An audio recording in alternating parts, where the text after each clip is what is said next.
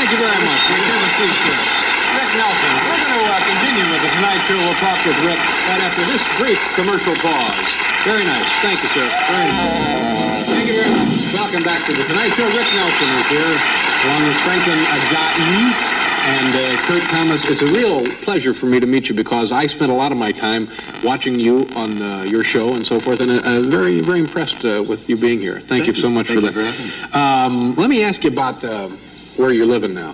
I guess you moved out of Mom and Dad's place. Yeah. Yeah. And is this possible that you purchased a home owned by Errol Flynn?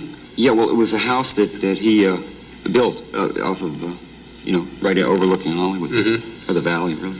Is this, now, to my way of thinking, Errol Flynn's house has got to be enormous, huh? It's good size, It is. How big would it be? Do you know it like in square feet? I have no idea. Yeah. I don't. No, it's, I know he built it around, I think, 1938 or 9, something like that.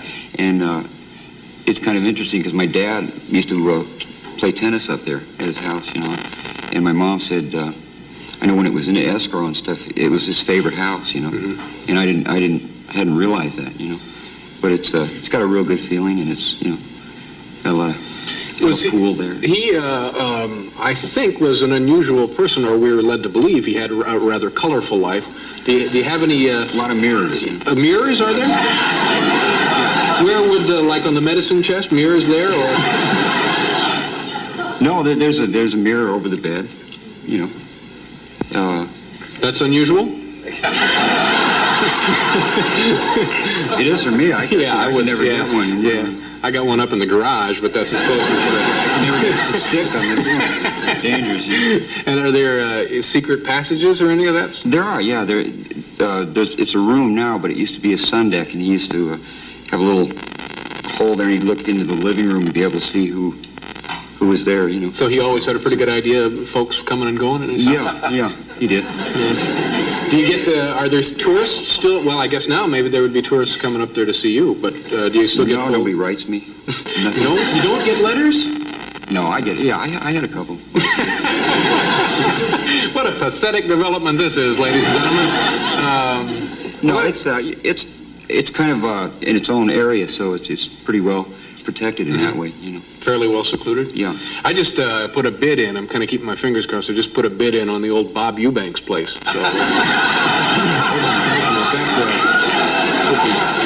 hoping that goes through. Have a lot of secret passages. Oh, I'm sure Bob would, yeah. And buzzers and horns and bonus rounds and things up there. Now, when I first became aware of you, it seemed like you broke into the music part of show business right after Elvis Presley did. Yeah, I did. I was 16 at the time. Yeah. And I got to know Elvis, and it was really nice because I got to be in on the whole beginnings of rock and roll. Yeah. And I went to Hollywood High School, and regular school, happens to be in Hollywood. But they have mirrors on the ceiling there. Just on the walls. Did you know Elvis at all? Did you guys... I got to know him very well. Yeah, I really did. And we were real good friends. We used to play football games together. He'd have teams, and I remember and I used to go out and play, just to have some exercise, and over at UCLA there. And so he invited us to come and play his team. And we drove down to this park and drove by these guys that, they had uniforms, and they were real serious about it, Yeah. And we're going, no, that can't be. No, really, they're warming up and everything, doing the whole thing. And so we played, and it was like the Rose Bowl or something, people were flying through the air, and it was a serious game for a while. It went on and on and on. How old was he now? If you were 16 around this time, how old was that? I think he's about 5 years older. Yeah. Did you become just casual friends, or did you ever socialize, or football? I socialized a lot with him, and I got to know him real well. And, when he'd come into town and stuff.